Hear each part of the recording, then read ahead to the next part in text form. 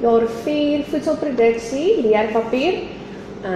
Julle skryf die 14de November, julle skryf 2 vraestelle en ek gaan nou so met julle deur dit gaan. Die eerste vraestel se scope is afmetings.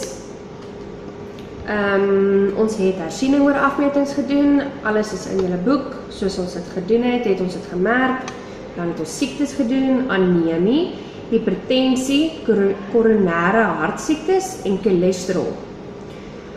Dan die volgende enetjie is die omskakelings van verskillende soorte energie. Ons het dit ook gedoen, dis soos die fossielbrandstowwe, het ons ook gedoen. Dan die water, die hoeveelheid water in see en vars water. Die volgende ene is maniere om water veilig te maak om te drink. Dan kyk ons na die 5 P's in bemarking.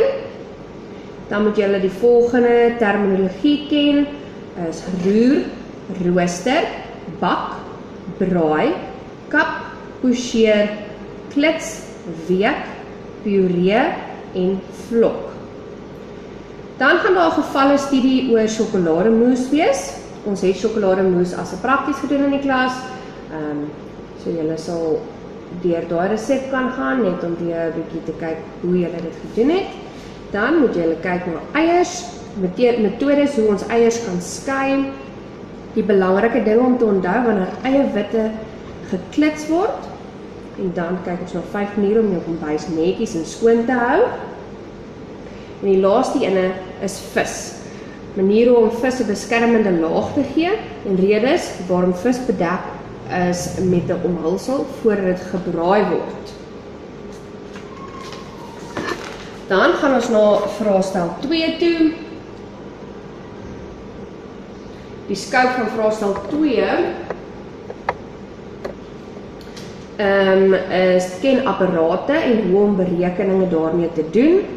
Die resepterminologie, die interpretasie van 'n resep, so as jy 'n resep lees en dan sê vir jou, meet hierdie af, dan moet jy weet om dit te doen. En dan gebakte sagelpudding met meringuebelag. Nou die meringuebelag gaan terug na die eierwitte toe en wat jy moet onthou wanneer jy jou eierwitte klits. Pas die teorie aspekte toe op 'n resepvraag. Die voedselverwante siektes is basiese kennis. Voedselverwante siektes het ons ook gedoen. En dan die gaarmaakmetodes van vleis, vis en hoender.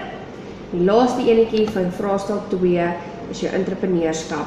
Maak van 'n produk basiese kosteberekeninge, verpakking en 'n etiket.